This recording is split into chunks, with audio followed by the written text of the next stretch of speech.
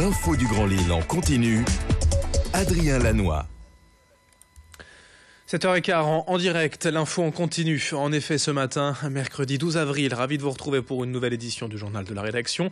Très bon réveil à toutes et à tous. Bon appétit également si vous prenez votre petit déjeuner avec nous. D'abord, l'image satellite de la nuit dernière pour découvrir ce nouveau front nuageux qui arrive par le nord avec beaucoup plus de perturbations que ces derniers jours prévus aujourd'hui. Quelques rares éclaircies, assez peu de soleil prévu dans la journée, mais pas de pluie toujours et les températures stables de saison. 15 degrés annoncés au maximum. On notera aussi le retour du vent d'ouest assez soutenu. On en reparle après ce journal avec les prévisions complètes de Météo Service. Sur les routes, quelques ralentissements ce matin. À l'heure actuelle sur l'A25 et l'A1, mais globalement le trafic est bien fluide, plutôt calme pour l'heure. On fait le point bien sûr dans 8 minutes juste après ce journal. Et pour démarrer d'abord cette édition, avec l'élection présidentielle à 10 jours désormais du premier tour, pour rappel le dimanche 23 avril, il est grand temps de penser à déposer une procuration si vous n'êtes pas disponible pour aller voter ce jour-là. Ce sera peut-être davantage le cas d'ailleurs lors du second tour, le 7 mai, lors d'un long week-end de 3 jours propice au départ loin de la métropole lilloise. Pour obtenir cette fameuse procuration, il faut d'abord télécharger un formulaire sur le site internet du ministère de l'Intérieur, puis rassembler quelques documents, dont une attestation sur l'honneur et une pièce d'identité. Tout cela est à déposer à la police, la gendarmerie ou le tribunal d'instance. À Lille, au commissariat, déjà 6700 demandes de procuration ont été déposées. Explication quant au délai, tout de même à anticiper pour être prêt le 23 avril, au micro d'Edil Gunaï. Le vote par procuration est possible jusqu'au dernier moment. On peut venir jusqu'au dernier moment. Ceci dit, il faut tenir compte des délais d'acheminement postaux, puisque la procuration étant établie ici, une fois qu'elle est signée, nous devons de l'envoyer à la mairie compétente. Donc le risque, si on vient trop tard, c'est que la mairie n'ait pas reçu la procuration pour le jour du vote. On ne peut pas délivrer une procuration de vote par correspondance. Ce qui fait d'ailleurs que pour les personnes qui sont malades, avec une demande et un certificat médical, nous nous déplaçons pour aller chercher les procurations. C'est le cas par exemple pour les EHPAD ou le CHR auquel nous allons consacrer une journée complète.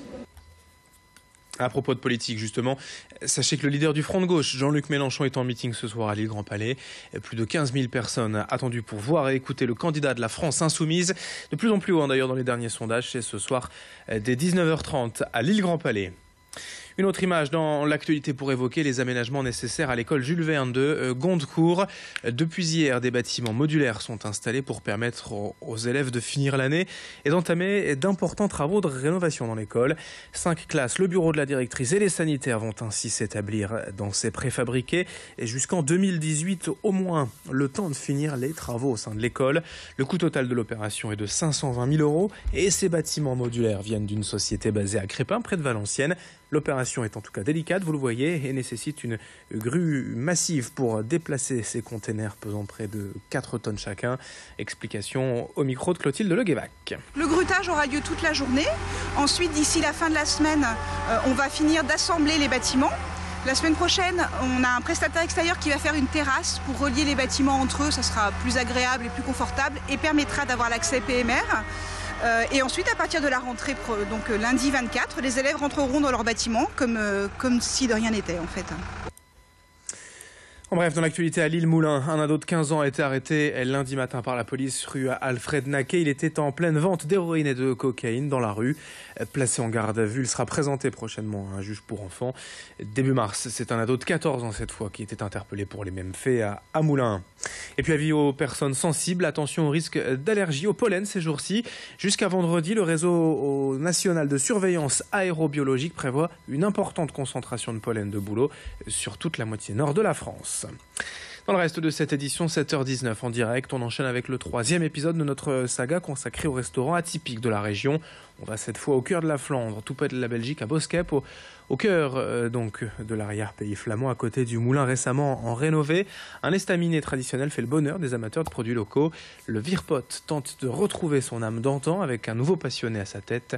Reportage sur place signé Vincent Vieillard. C'est au cœur des Flandres, au pied du moulin de Boskep, que cette ancienne ferme est devenue un estaminet connu des habitants du coin. Le Virpot comprenait le pot de braise en flamand, un pot qui se posait sur les tables et qui permettait de se réchauffer, mais aussi d'allumer les pipes. Car ici, c'est le patrimoine flamand qui parle, et tant pis si le nouveau patron n'est pas un local pur souche. Moi, je suis originaire de l'Avesnois. Et ici, ça me rappelle pas mal de choses parce que ce sont des régions qui sont très rurales, et ici et là où je suis né.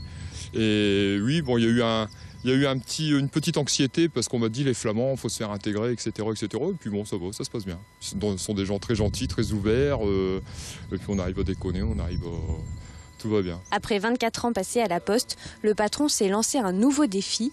En plus d'hériter d'un patrimoine, il tente aussi de redonner un vrai cachet d'estaminet à cet établissement qui n'ouvrait que le week-end ces dernières années. Toute l'année, sûr et certain, ça sera du jeudi au dimanche en service continu, de midi à 22h, enfin 22-23h. Les heures de fermeture, c'est minuit, les heures officielles. Et en pleine saison, il y aura le mercredi. Donc là, on va commencer... j'ai ouvert mercredi dernier, etc. Car si les gens viennent ici, c'est pour le cadre, le paysage, mais aussi pour tout ce que Ludo cherche à transmettre à travers de cet établissement, un retour aux sources pour les puristes des estaminets. Ma spécialité sont les planches, donc planches du Vierpote, du Meunier, etc. J'ai repris ce que mes prédécesseurs faisaient et ça a tout le temps été les planches. Bon, un estaminet, on y vient pour y déguster une bonne bière et se restaurer avec des produits locaux, simples, etc. Il n'y a pas de frites ici, voilà. Donc ce sont des patates à la plure, beurre à l'ail, cornichons, moutarde, puis des planches avec des produits par des maîtres charcutiers et de Gottswarveld, de Heck, des produits locaux, des patates qui viennent des champs de Boskep. J'ai même de la bière avec du houblon de Boskep, tu vois, qui est fabriqué à Gottswarveld. Et donc service normal, c'est les gens s'installent, ils sont cool. Enfin, j'essaie de faire ça. J'ai pas envie d'avoir un restaurant guindé ou quoi que ce soit. Et puis moi, à la base, je suis pas un professionnel de la restauration. J'apprends aussi sur le tas. Donc il faut commencer en toute humilité et simplement. Et puis ça plaît, et puis c'est très bien. Et de temps en temps, on se fait des petits concerts, des petits... Voilà, avec des locaux, pareil, tout est local de toute façon. L'estaminet Le Vierpote vous propose chaque fin de semaine de découvrir ou de renouer avec la Flandre et son histoire, cachée sous les ailes du moulin de Boskep. D'autres infos à suivre tout à l'heure à 7h30, prochaine édition du journal à suivre dans 7-8 minutes. Et tout de suite, le journal se termine. On a donc à voir les prévisions météo et l'info trafic en temps réel.